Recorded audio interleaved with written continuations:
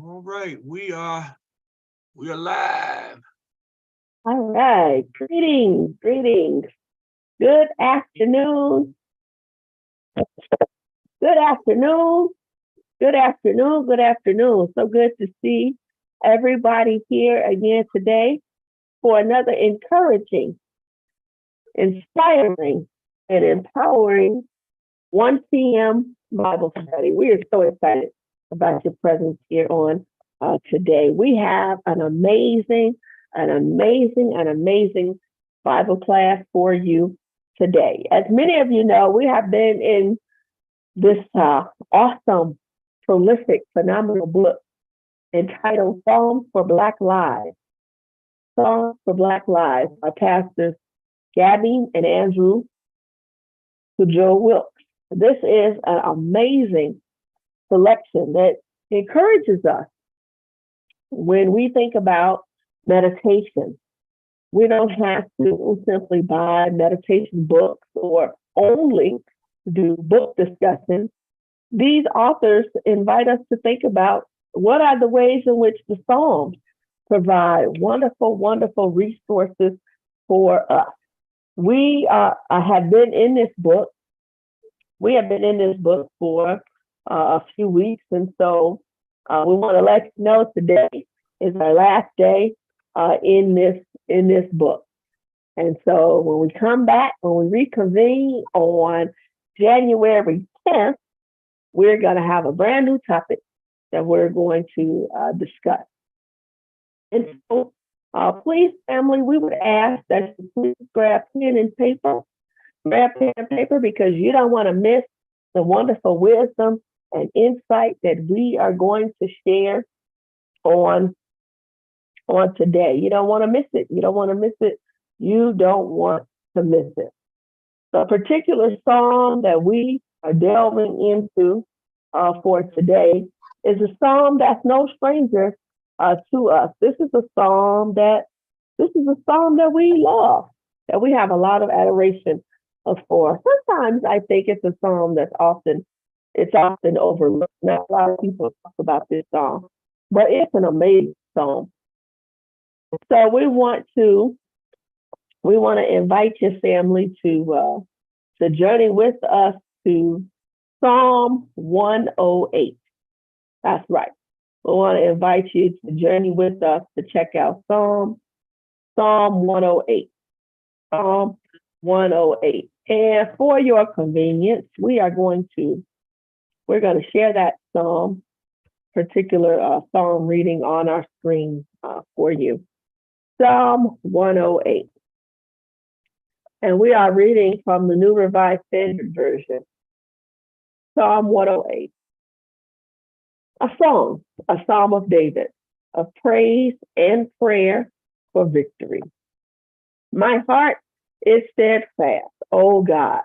My heart is steadfast. I will sing and make melody. Awake my soul. Awake, O harp and lyre. I will awake the dawn.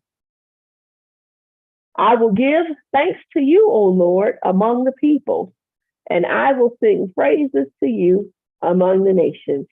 For your steadfast love is higher than the heavens, and your faithfulness reaches the clouds.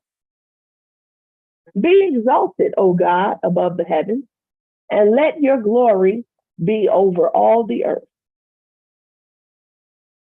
Give victory with your right hand and answer me so that those whom you love may be rescued. God has promised in his sanctuary, with exultation, I will divide up Shechem and portion out the vale of TUCCG. Gilead is mine. Manasseh is mine.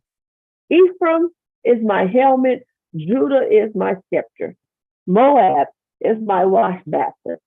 On Edom I throw my shoe. Over Philistia I shout in triumph. Who will bring me to the fortified city? Who will lead me to Edom? Have you not rejected us, O God? You do not go out, O God, with our armies. O grant us help against the foe. For human help is worthless. With God, we shall do valiantly. It is He who will tread down our foes. Thank you so much for reading this amazing scripture.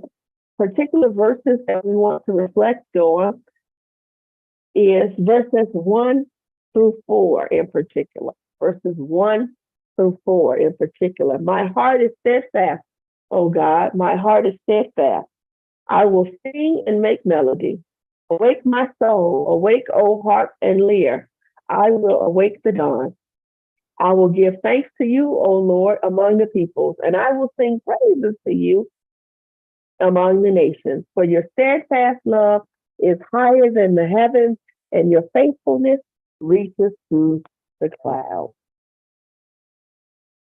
This Psalm 108 text is an interesting text for us to reflect on in these moments. It is interesting because this is the text that we want to focus on as we conclude this Bible study, and it's so fitting for us to also focus on this text as we move into the last week of 2022. What has the year been like for you? As you reflect on this year, what are some themes, dynamics, or ideas that stand out for you? Let's give now a wonderful historical analysis of the ways in which right now, as we celebrate the culmination of 2022, there are some pivotal points that Psalm 108 highlights for us and are fitting for us on today. According to our author, Psalm 108 is a combination of praise and prayer. That's right. First and foremost, our authors highlight for us today that this psalm is a culmination of two dynamics, praise and prayer. The author, David, is praising God for everything that God has allowed to happen of good fortune in his life. He is also in prayer, God, because he is nervous. He is anxious. He is wondering in the midst of his praise how God is going to continue to deliver him from impending battles, impending wars. In psychology and human development, many psychologists have studied the biblical character of David and wrestled with diagnosing or assessing David with a particular health challenge. I know this is interesting when we think about this for a second. There are some psychologists who say David wrestled with trauma. David wrestled with trauma. What do we mean by that? In some sense, David is always caught in the middle. David's life has been one that always represents being caught in the middle between a back up against the wall and good fortune, good tidings, blessing. David has always wrestled with being in the hallways of his life where he is in between a door that is closed and a door that's getting ready to open. If you survey David's life, this has been sort of a tidal wave, if you will, of his life where he has been forced to always have bounce back in some sense. He has experienced the lowest of the low, and then he experiences the highest of the high, and then he experiences the lowest of the low again. He's always, in some sense, expected to be resilient and jump back in the fight. And he never sits in places of peace for too long. That's ironic for many of us today because many of us understand that. Many of us understand exactly what David has wrestled with all his life because we've lived similar lives. How many of us have experienced always having multiple ups and downs? When we thought life was wonderful, when we thought everything was going well, all of a sudden we experience a down moment. and we were expected to bounce back. We were expected to jump back in. In some sense, this is David's ultimate predicament over the whole span of his life. And many psychologists today say that's not necessarily healthy, right? We were not created to constantly experience crisis and joy, and then more crisis, and then joy, and then more crisis, and then joy. We weren't created to experience these up and downs of life throughout an entire lifespan. And so, in some sense, this text becomes a wonderful text for us to reflect on. What does it mean to enter into life, releasing those things that are holding us back, letting go of those things that challenge us, and even releasing things that are causing crisis in our life, right? Many psychologists say we need to, especially us as African Americans, move away from this notion that we have to constantly keep bouncing back, bouncing back, bouncing back, bouncing back, because we weren't meant to do that. We weren't meant to live like that.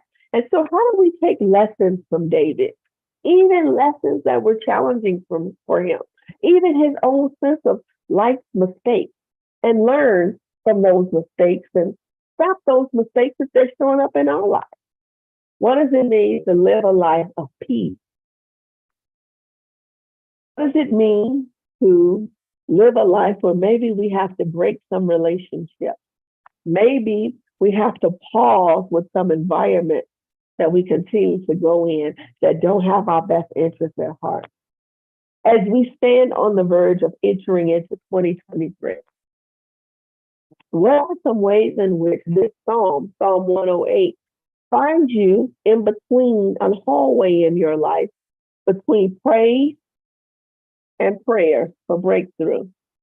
What are some things in life that you need to do different so that you're not in a perpetual state of always needing to bounce back?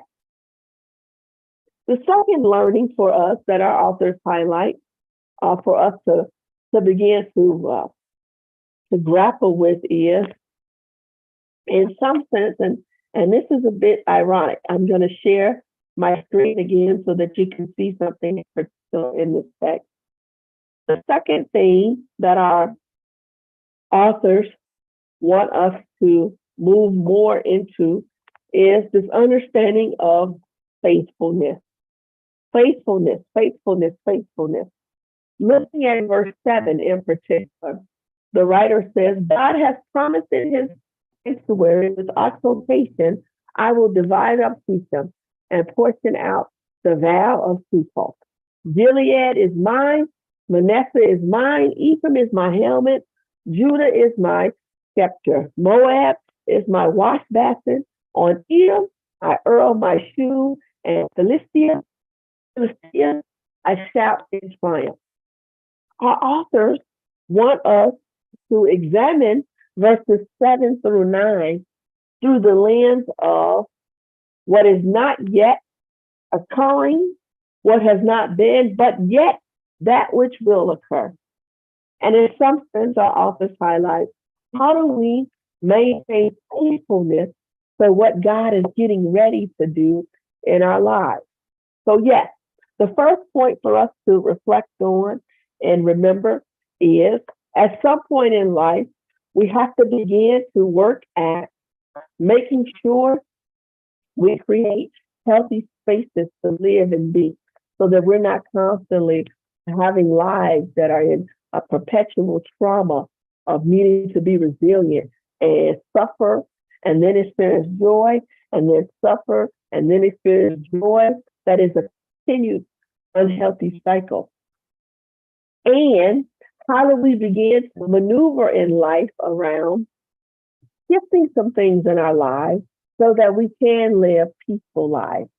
And at the same time, our second lesson is, how do we begin to move into a spirit of expectation, of faithfulness for what God is getting ready to do in our lives, right? Not only are we excited because we are going to do what we can do on our end to control our situations and control that which is within our human agency to fix. At the same time, we're going to look forward to what God is also going to do in our lives. And so, in some sense, David is reminding us in this text to never let go of our faith and never let go of our sense of expectation. Never let go of our faith, never let go of our sense of expectation. The third learning that our authors want us to lift up that they also noticed and observed from this Psalm 108 text is David finds himself in the dark, not able to experience these gifts right now. And so in some sense, he has to encourage himself in the notion that what does it mean to be okay with waiting? So, yes, number one, there are some things in my life that I can shift, that I can change to live a healthy, abundant, productive life. There are particular ways in which I have to continue to live a life that is causing me to be resilient and pushing me to have up and downs in life. That's not healthy to continue to experience those various types of trauma. And number two, how do we look to God in faithfulness, with the spirit of expectation for what God is getting ready to do in our lives? For example, in 2023. And last but not least, what does it mean for us to wait? Wait until those blessings, those new ideologies, those new mindsets that God is getting ready to give us, wait until they actually show up. Sometimes it's hard to be in a space and place of waiting. Waiting is not easy. Oh man, I am sitting in my home right now. I am sitting in my front room right now. And right now, I am looking at Christmas gifts wrapped under my Christmas tree. And sometimes I don't want to feel like I need to wait till December 25th to open up those gifts. Sometimes something comes over me and I just want to tear open these boxes under this tree right now. I want to make up a rule that says in African Eastern civilization tradition, we don't have to wait until actual December 25th. We can just open up the gifts now. But there's this understanding that we gotta wait. We have to wait. We can see the gift. We know the gift is there. We know that there's an opportunity coming where we will be able to open the gift, see the gift, experience the gift, live into the gift. But what does it mean to wait for it? In some sense, this Psalm 108 text, David lastly is reminded of, even though he knows that he's going to be in control to change certain things in his life, even though he knows that God is also going to control things that are outside of his control, he has to also wrestle with this dynamic of what does it mean to wait? Maybe someone here was expecting God to do something in 2022, and now, even on December 20th, 2022, you still haven't received it. And you're saying to yourself, wow, we are in the 12th month of this year with less than a week, 11 days to go before this new year. Maybe God has forgotten about me. Maybe God is not going to show up. I have waited 12 whole months. I've waited 12 whole months. I've literally waited. If it's 365 days in a year, I've literally waited 355 days into the year 2022, and God still hasn't provided. When is it coming? The good news is there's still 10 days left in 2022. We don't know when God is going to actually show up and deliver the answer to the prayer that we've been praying. We don't know when God is going to actually show up and deliver the solution to something that's been keeping us up at night, tossing and turning all through 2022. This Psalm 108 text reminds us How do we enter into waiting? What do we do when we are forced to wait, when we can't unlock the gift, even though we can see it, even though we know it's there, even though we know it has our name on it? How do we really truly enter into waiting? I'm gonna pause there for a second. If there's any questions from our audience, or if our pastor wants to add anything in these moments. Yeah, I am. I'm looking at the chat. No, nothing in the chat right now, except greetings and salutations. So you all, as we go through this, please don't hesitate to post something in the chat. I just, I'm crazy about the Psalm, because the Psalms are songs, and you've heard Dr. Buhuro mention, you've heard others mention that journaling is important. It helps you begin to see your movement, your progress. It helps you helps you vent. It helps you do a lot of things. Well, musicians tend to journal in music. If you listen to many musicians, if you listen to Taylor Swift, she's always writing songs about relationships. She's like Aretha Franklin. Aretha Franklin, when she was going through a relationship stuff, it came out in her song. When she was in love, I'm in love. She was writing her song, and then she was writing songs, you're no good, you a heartbreaker, and all that stuff. She's journaling, and David is a musician. And so it is just profound that he journaled these journeys in the Psalms he wrote. And this is again one of, as Dr. Buhuro said, it's one that's overlooked, but it's extremely powerful. So thank you so much. Yes. And so now we're going to shift gears and talk about particular strategies and interventions to our 3 points. So we named 3 points in our lesson that Psalm 108 teaches us, that our authors in our book, Songs for Black Lives, wanted us to grapple with, to learn from, to wrestle with. Number 1, what does it mean to, as we enter into 2023, change some things in our lives that are within our control? What does it mean to change some things in our lives that are within our control? What does it mean to change some things in our lives that are within our control? So first and foremost, we want to highlight a particular theme of strategies and interventions. As we move into this 2023, there's some things that we have to consider, that we have to wrap up for 2022 and process as we move into 2023. These will be learnings for us to do better, to be better in 2023. These will be special learnings for us as we move into 2023. So we got to process 2022 first and foremost.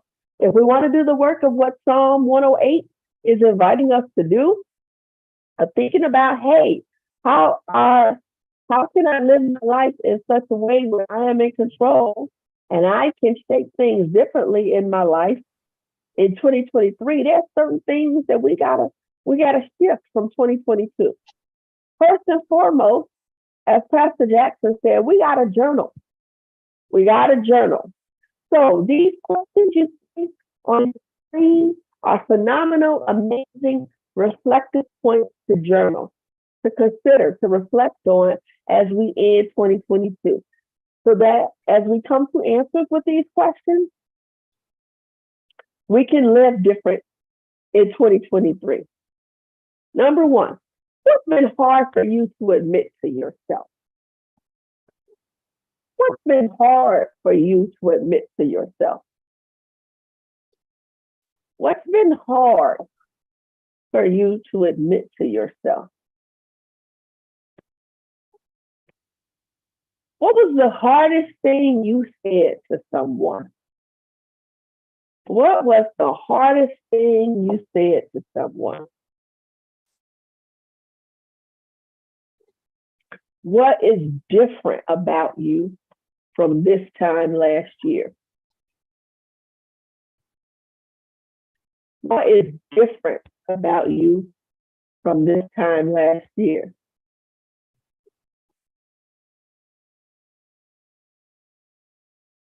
As you move into 2023, who do you want to build a deeper relationship with? Who do you want to build a deeper relationship with?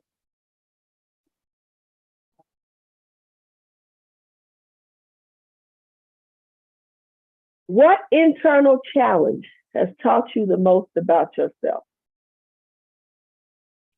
What internal challenge has taught you the most about yourself?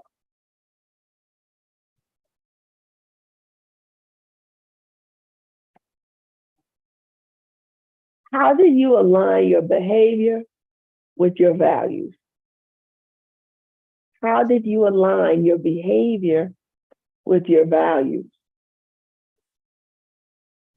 How did you align your behavior with your values?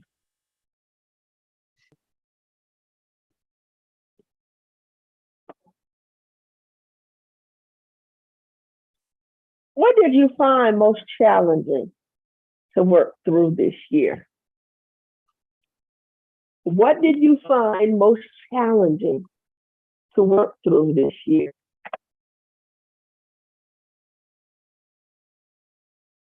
Family, I'm telling you, these are some tough questions. Even me just reading these questions aloud, my mind begins to race. I have so many thoughts that are racing through my mind in these moments. These are some these are some questions. Yeah, this is real. This is real. Mm, mm, mm. We really want you to spend time reflecting on these questions as we wrap up 2022 and move into 2023, because if it's in fact the case that our psalmist David is telling us, hey, what are the pieces of our life that we do have control of that we need to shift? These questions will help us begin to reflect on that. These questions will begin to help us reflect on that.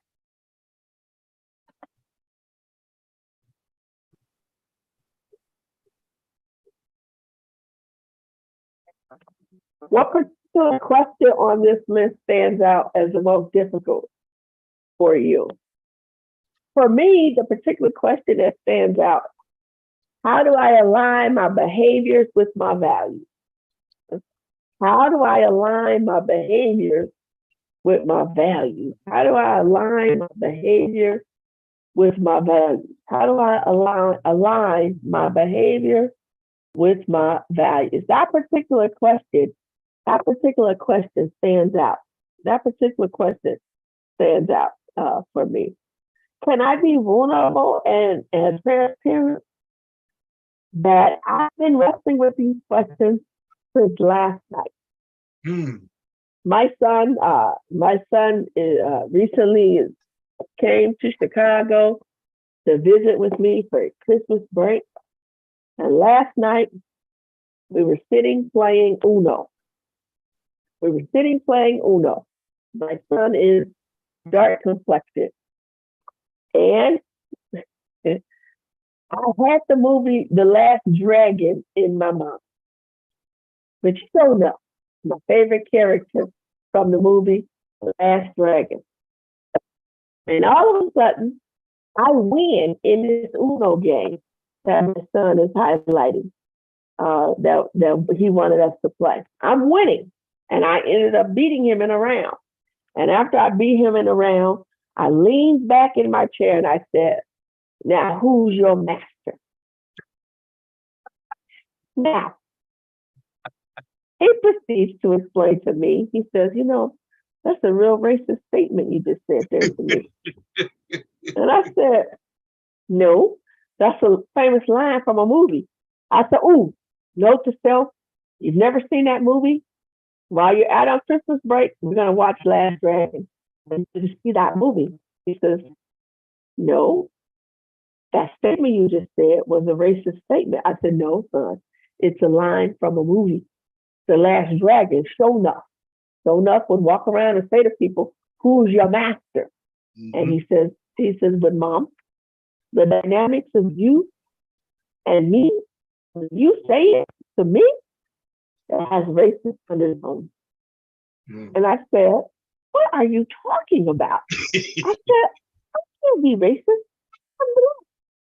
He says, but you're a light complected Black person, and I'm a dark complected Black person.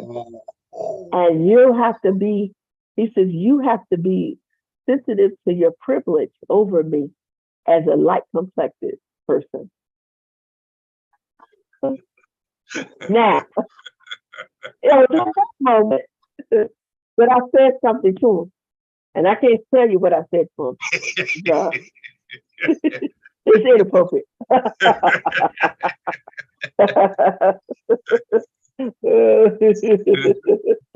But that made me have to really think. I had to think for a second, wow, have I examined my place of privilege in the world and the ways in which maybe certain statements that I make that I feel are just nonchalant, superficial statements that are meaningless? What are the ways in which other people are hearing those statements? It can be offensive or hurt their feelings. I've never been aware of that, right? And so I said, you know what? Entering into 2023, something that I'm going to move into that is within my control is the ways in which I can be more careful about particular statements that I make. And to look at this list, is there anything that jumps out for you? Something that you're saying, wow, I hadn't considered that, but now I'm thinking about that. I'm really wrestling with that. I'm really reflecting on that. Is there a particular question that jumps out for you? Anybody? So we don't have any response to that question. Jackie said these are tough questions that require self-reflection. But yeah, and the question that stands, all of them stand out for me, my God. But the one I'm thinking about, I guess more is the question above the one you mentioned. What internal challenge has taught you the most about yourself? And that one is pulling me for some reason to really look at some of those real tough moments this year, and to ascertain what is this it's shown me about me. There are some that I can think of as they come to me about, about some of me, but my God, these are incredible. Lord have mercy. Huh. Most definitely. Yeah. Most Yeah. definitely. Yeah. Oh, go ahead. Another set of reflective questions that we want to begin to grapple with especially during this holiday season is maybe as we move into celebrating Christmas and spending time with our family during this Christmas season, maybe there are some ways in which we need to reevaluate our family relationships. As we move into 2023, maybe there are some new ways in which we need to re-examine some of our family relationships. We might have to, this holiday season, practice stating some of these types of questions to family and loved ones as we gather for Christmas and New Year's Eve celebrations. When I come to visit, I'll be staying in a hotel. When I come to visit, I'll be staying in a hotel. I prefer the full name rather than buy multiple gifts. Mm, So many people go broke during mm, Christmas holidays, mm, playing into capitalism, playing mm, into shame and guilt, trying mm, to buy people's love and affection, and they will overspend money that they don't have, right? And so, how do we practice saying, you know what, I prefer to pull names rather than buy multiple gifts? Or I need help preparing Christmas dinner. I don't want to mm, be the only one working on the Christmas ham. I don't want to talk about hot button issues. Let's change the subject. So I don't want to have a tough conversation about what happened to Stephen Twit's boss. Maybe I don't want to have a conversation about conspiracy theories mm. around what we think could have happened to him, right? Maybe stay away from hot button issues is something we want to do. Last year was stressful. I'd like to talk about what we could do differently. Mm. Last year was stressful. I'd like to talk about what are some things we could do differently. Maybe instead of getting together on that actual holiday, maybe we can get together a couple of days before the holiday so that on the actual day of that particular Christmas day, we can stay at home. Maybe we can talk about everybody bring a few dishes to share since nothing on the menu may fit my diet. Maybe I've been trying to practice healthy eating and I don't want others to be offended by me not eating what's on the menu. So I'll bring my own part for Christmas dinner. I'll bring my own meal to add to Christmas dinner, right? Our authors are highlighting for us that so much of 20 ending or wrapping up 2022 and moving into 2023 is all about how are we renegotiating relationships. How are we renegotiating relationships? I'll pause there for a moment. If anybody would like to add anything. Just so we don't have anybody adding anything. Come on, y'all. You got something observation, please go ahead on and post it in the chat. These are exceptionally good because not only will they give us some comfort and some encouragement this year, but we can go into next year, starting the year off, looking at things differently, because all of these points here point to the fact that we are conditioned to think that we have to operate in a certain way that is just way too stressful if we actually are trying to celebrate the fact that God stepped from eternity into time just to show us hope and help and healing and all of that. If we actually are to focus on that, all of these things help us do that, because the other thing are expectations of people, like you said, based on capitalism in this nation, to go out and spend and overwork yourself in the kitchen and stress yourself out trying to stay with family members, and you ain't got but one bathroom that you got to go into, and oh my God, these are good.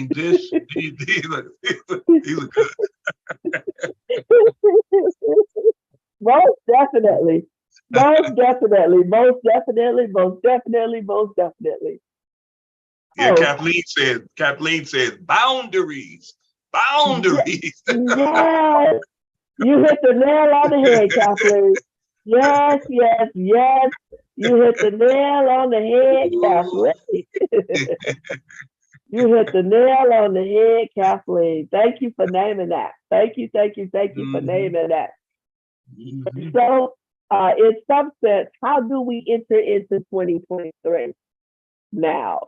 After we process what 2022 has meant for us, and we ask ourselves those reflective questions after we think about how do we renegotiate relationships with family. What else do we do? Think about how to change our own behaviors and what things we can do differently to that is within that is or those behaviors that are within our control. We are invited to think about what type of energy are we going to move into 2023 with? What type of spirit are we going to move into 2023 with? We say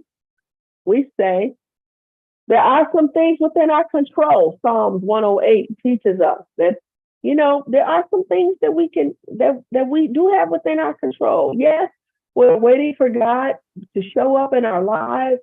And that means we have to be faithful and prayerful, and move into a spirit of excellence around waiting and patience. But there are some things within our control that we can positively impact. And so things within our control that we can positively shift in our lives is, number one, fruitful, nourishing, authentic, and mutually beneficial relationships. Fruitful, nourishing, authentic, and mutually beneficial relationships. Do you find yourself in a relationship, a relationship of any kind, where you're always giving, and the other person is just taking? No. As we examine our relationships, whatever those relationships are, whether they're friendships, whether they're personal, intimate love relationships, whether they're various types of relationships we have with anybody, how do we make sure we're cultivating fruitful, nourishing, authentic, and mutually beneficial relationships?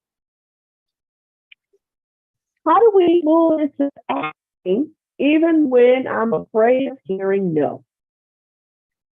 Asking even when I'm afraid of hearing no. This becomes so important because oftentimes we already tell ourselves that there's going to be a no. So we don't ask. We play mind games. We psych ourselves out of asking. Well, what does it mean to go ahead and take strength and courage in asking?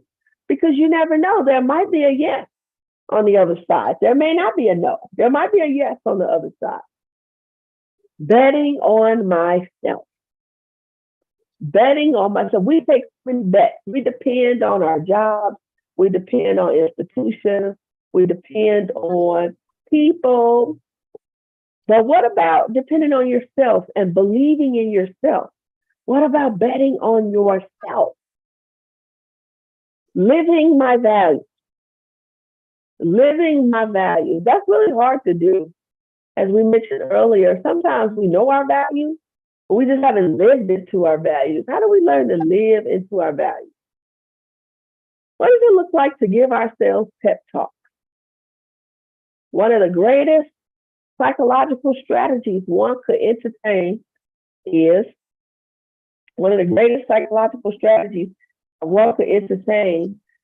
going to your mirror in your bathroom and naming all of your wonderful gifts, skills, and talents, and giving yourself a pep talk. Give yourself a pep talk. Give yourself a pep talk. Give yourself a pep talk. How do we end relationships of slightly jealous friends? Do you know some of us, many of us, me, you, all of us have people in our lives that are sometimes jealous of us. Sometimes that jealousy shows up just slightly. Sometimes that jealousy shows up just slightly. Even those slightly jealous relationships have to come to an end in 2022. We cannot enter into 2023 with those type of relationships. How do we spend more time with people who don't require significant emotional labor? How do we learn to spend more time with people who don't require significant emotional labor? You ever talk to somebody on the phone and no matter what you talk to them about, everything is always bad news, bad news, bad news. This isn't going well. This isn't going well. This is horrible. This is bad. This ain't going to work. Right? How do we wrap those relationships up and not go into 2023 with those relationships? How do we maintain more reciprocal relationships where the giving is not just you giving to them, but them giving to you, where the giving is back and forth, not just you pouring into them, but them also pouring into you. Last but not least, this is huge. How do we learn to give more grace to ourselves and others? We live in such a judgmental world. We live in such a judgmental world. A new word that I hate, that I wish we could stricken from our vocabulary, cancel. Cancel. We live in a world of cancel culture. Cancel culture. Cancel culture says, hey, you don't like what that person just said to you? Cancel them. Hey, you think what they just said was totally dumb or stupid? Cancel them. How do we resist cancel culture and move into more grace for ourselves and for others? Grace for ourselves and for others. So please, family, make a commitment as we move into 2023. Make a commitment to live into 2023 energy. These 9 phenomenal, amazing principles will be so important for us to sit with in these moments. I'll pause there. I'll pause there for a moment before. Yeah, these are and you know, I know it's in there. I just add that people that are compulsive complainers. And let me say, the church. One of the reasons church is, I ain't gonna say the church. I hate to say the church, but many times in our churches, one of those points are reflected in some of the people in churches that are jealous, that require so much emotional energy that they zap because they are always complaining. They don't like this, they don't like that pastor said that, or somebody else in the ministry does that. And they find people, to pour that into, and it's just emotionally draining. And so these are actually, you said, it said, live into our values. If you value joy, if you value hope, if you value grace, if you value your voice, even though you may think that one of them said, don't think a no, don't get caught up in thinking about a no. Go ahead on and ask. Then ask folk to be a little more graceful. Have grace and lift up some standards that, in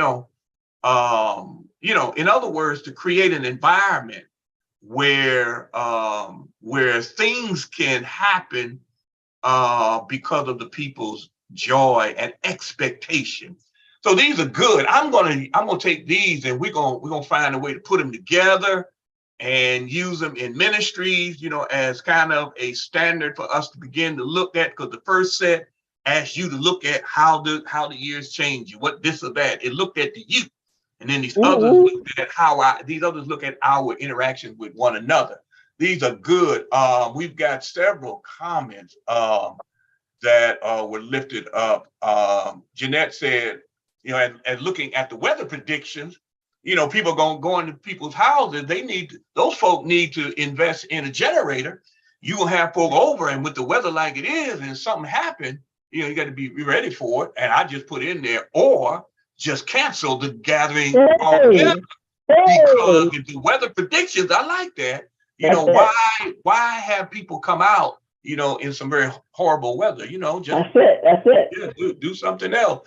Myra said we must be willing to risk change in our relationship, some good and others not so good. Self-care requires us to say no for our own benefit. And Jeanette said, again, realistically thinking about out-of-town guests being caught up in a primitive living for some for how many days. And Kathleen says this is the word, and Jeanette says you have to put these things in time, and you put these people, that put some people in time out for a while. Yeah, the Yes. long handle school Yes. deal with some people, and not let people. That's why I mentioned, this thing creates depression where you don't want to be around folk, you don't want to do stuff, and it creates problems. That's why it creates hindrances in our work, for Jesus Christ, where we just say, I don't want to be a part of something because, so and so just get on my nerve. And that's allowing somebody to take away something that's precious to you, living into Most you. definitely. Oh my No, God. most definitely. Oh my Most God. definitely. Most definitely. This is We, it. we got one more. We got one more slide for our time together. So, if we want to hold on to this 2023 energy, if we want to hold on to this 2023 energy, here's some things we cannot afford to do. Number one, we cannot afford to prove a point to someone who is committed to their own agenda. There are some people who are not interested in listening to us because they're committed to disagreeing with us.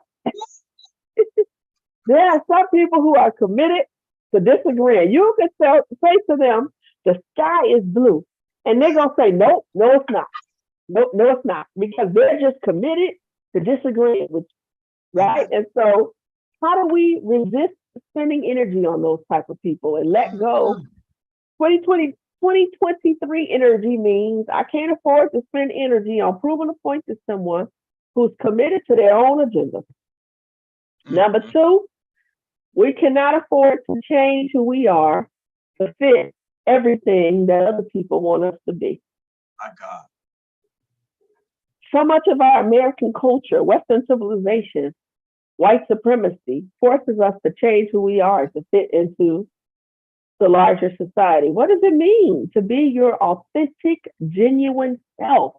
Naeem Akbar highlights for us in his book, Know Thyself, or Breaking the Chains of Psychological Slavery, teaches us what does it mean to enter into our authentic, genuine identity. Even if nobody in the world likes you, even if nobody in the world celebrates you, how do you celebrate you? How do we learn that we can't afford to spend energy on letting ourselves go to gain relationships with other people? There are some people who we're not living into our authentic, genuine self because we want to be in relationship with them. We want them to be our friends. We want to say that we know them. We want to say that they're in our inner circle. So now we become different. We start to change. How do we realize that moving into 2023, we can't begin to let go of ourselves just for the sake of gaining relationships with other people? We have to let go of this notion that we got to make people believe or see our way of thinking. Everybody's not going to be able to see or believe our way of thinking. Everybody should not have to believe or see our way of thinking. Everybody has free will. Genesis. First book in the Bible, very first thing that God gives to Adam and Eve is free will. How do we learn that we also have to give free will to folks? Just as God gave us will, we have to accept that other people have free will. Just as we have free will, other people have free will. So people don't have to see things the way we see things. It's okay for two different opinions to exist together in harmony.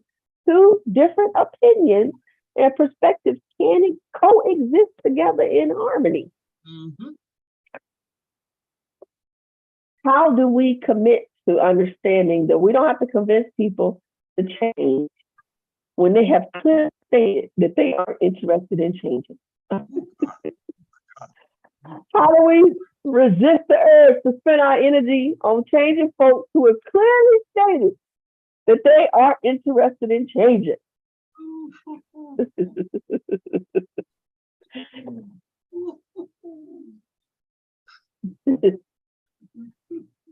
I had to attend a family meeting last week. My mom says, I want you to come to this family meeting. I said,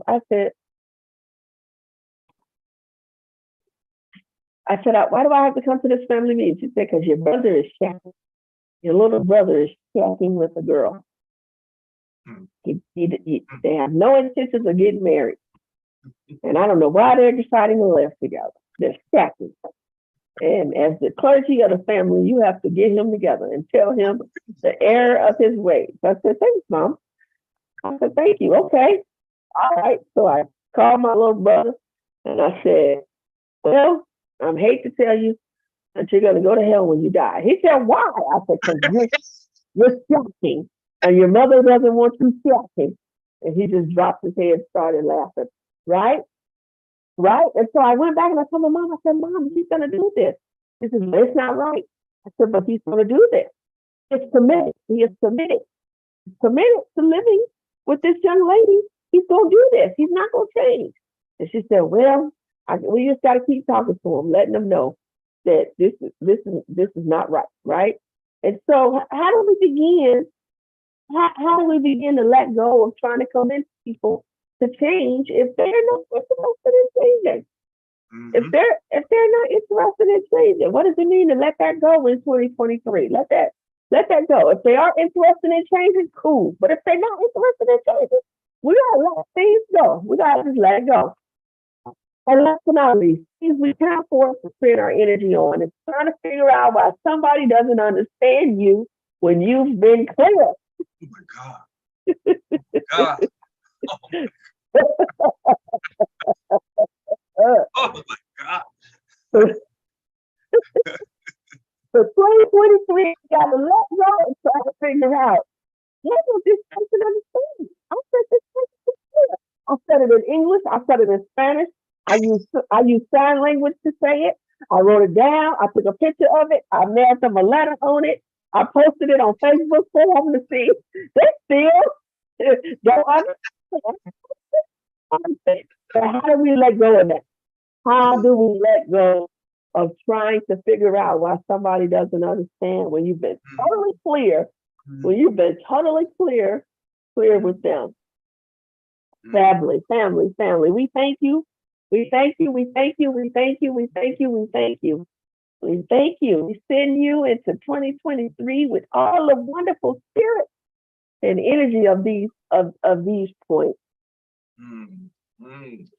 Absolutely. And I mean, and those last set help us check our own arrogance, because this thing about interacting with people and thinking that, just because I say it, somebody's supposed to do it or understand it or be convinced of it, is also a sort of arrogance to think that, I'm the person that can, that can change a person. And that's not the case. You can't change folks. And then it's a so it's of arrogance to try to figure out, well, how come I'm not clear? Well, you're clear. You just don't want it. And what you ain't clear on is you need to stop. You need to just stop. I'm laughing because, hey, it hits me. It hits me. It hits me too. It hits me too. Oh yeah. It gets me too. No, it gets me too. It gets me too. Family, please hit share. Hit share. All know this is good stuff.